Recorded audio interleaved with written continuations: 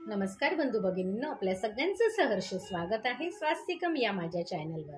आज मी आपल्या सगळ्यांसाठी सवित्र भक्त विजय कथासार यातील कथा घेऊन आलेली आहे।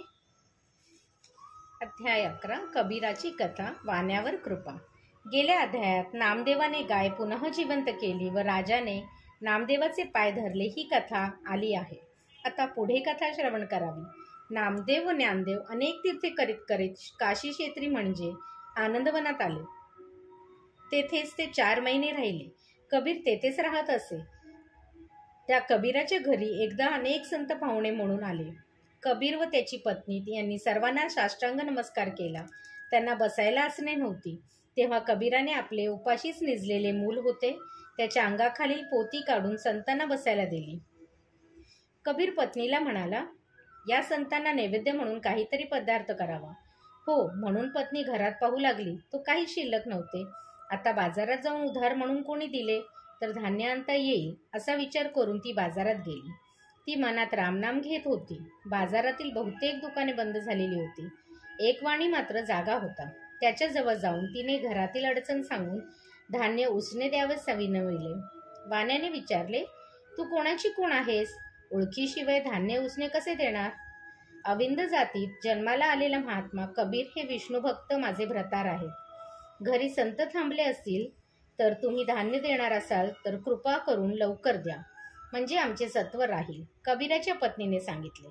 कबीराची पत्नी दिसायला सुंदर होती। तिला पाहून वाण्याच्या मनात कामवासना उत्पन्न झाली। तो म्हणाला, तू जर माझी इच्छा पूर्ण करशील तर तू मागशील ते मी तुला देईन। धान्यच काय, द्रव्य, वस्त्रे, भूषणे देईन, पण जरा तुला संकोच वाटत असेल तर तू परत जा। कबीराची पत्नी विचारात पडली। याला आपण नाही म्हटले तर आणखीन कोण देणार धान्य? संतांना उपास पडले तर सत्व काय राहिले? वेळ पडली तर मुख्य धर्म सांभाळण्यासाठी इतर नियम बाजूस ठेवावे लागतात। हरिश्चंद्राला डोंबाच्या घरी काम करावे लागले। बुडता बुडता अंत्यजाने प्राण वाचविले तरी चालतात। भरताने रामासाठी मातेची आज्ञा मोडली। प्रल्हादाने पित्याचे मन न ऐकता हरिभक्ती केली। बळीने दान देताना शुक्रगुरूचे ऐकले नाही। गोपींनी कृष्णासाठी पतीला सोडले। जर संत व हरी प्राप्त होत असतील तर स्वधर्म तोच, मग त्यात अन्य धर्म सोडावा लागला तरी चालेल। या वाण्याला आपण वचन द्यावे व धान्य दिले तर घेऊन जावे, राम अंतसाक्षी आहे असा विचार करून तिने वाण्याला शपथेवर वचन दिले, मला धान्य द्या, मी घरी जाते, संतांना भोजन घालते व लगेच येते। वाण्याने तिचे वचन मान्य करून तिला धान्य दिले। धान्य घेऊन ती घरी गेली। संत म्हणाले, कबीरा, आम्ही स्वतःच्या हाताने अन्न शिजवून घेऊ, तू आणखीन कष्ट करू नकोस। त्यांनी स्वयंपाक करून घेतला व सारेजण जेवले।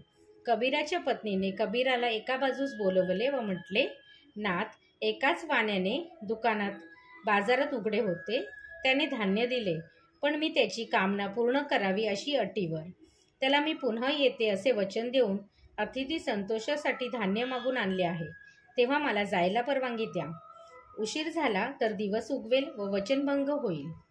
कबीराचे हृदय भरून आले। तो म्हणाला, मी पण तुझ्याबरोबर येतो। आज संतांना आपण जेवू घातले ते पुण्य त्या वाण्याचे आहे। तुला बरा उपाय सुचला, संतांच्या कारणी तुझा देह उपयोगी होईल। बाहेर पाऊस पडू लागला होता। कबीराने सर्व पाहुणे व आपली मुले निजलेली आहेत असे पाहून पत्नीला आपल्या खांद्यावर घेतले व तिला घेऊन तो वाण्याच्या दुकानापर्यंत गेला। तिच्या पायांना माती लागली नाही। तेथे तिला सोडून तो म्हणाला, मी लगेच घरी जातो, घरी कोणी जागे होतील, तू संकोच धरू नकोस, वाण्याला संतुष्ट कर। कबीराने तिला वाण्याच्या दुकानापाशी सोडले व तो घरी परत गेला। वाणी वाट पाहत बसला होता। आपल्याला ठकवून ही बाई निघून गेली, आता येत नाही असा विचार तो करीत होता। तोच ती आत आली। पावसात भिजलेली होती, पण तिच्या पायांना चिखल मुळीच लागला नव्हता। वाणी म्हणाला, तुझे पाय स्वच्छ कसे? ती म्हणाली, शेठजी, पाऊस होता म्हणून माझ्या पतीने मला खांद्यावर बसून येथपर्यंत आणले। मी पतिव्रता आहे। पतीने आज्ञा केली आहे की साधू संतांचे आतिथ्य करण्यासाठी मी दिलेले वचन पाळावे, म्हणून त्याने स्वतः मला आणून पोचविले। तुमची काय कामना आहे ते मला पूर्ण करण्यासाठी सांगा।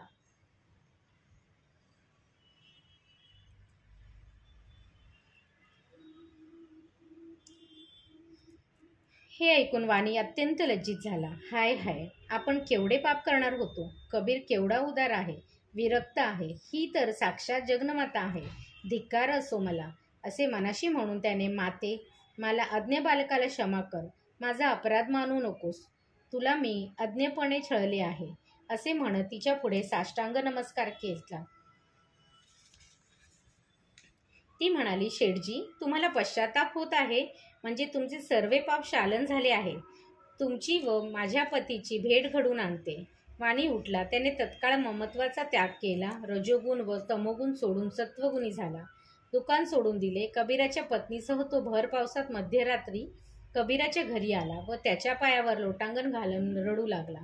क्षमा करा, क्षमा करा, असे वारंवार म्हणू लागला. कबीराने त्याची उपरती ओळखून त्याला अभय दिले. तो वाणी रामभजन करू लागला.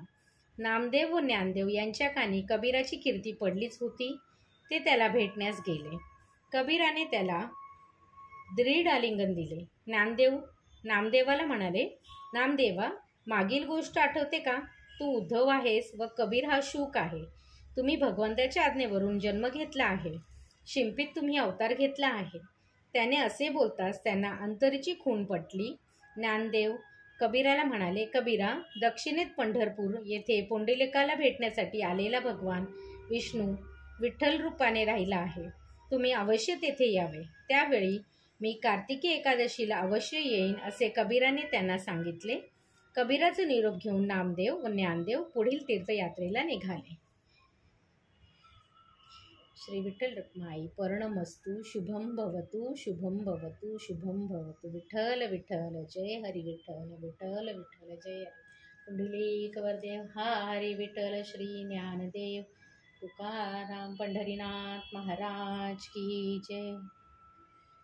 विठ्ठल विठ्ठल, विठ्ठल विठ्ठल, विठ्ठल विठ्ठल, विठ्ठल विठ्ठल, विठ्ठल विठ्ठल, विठ्ठल विठ्ठल.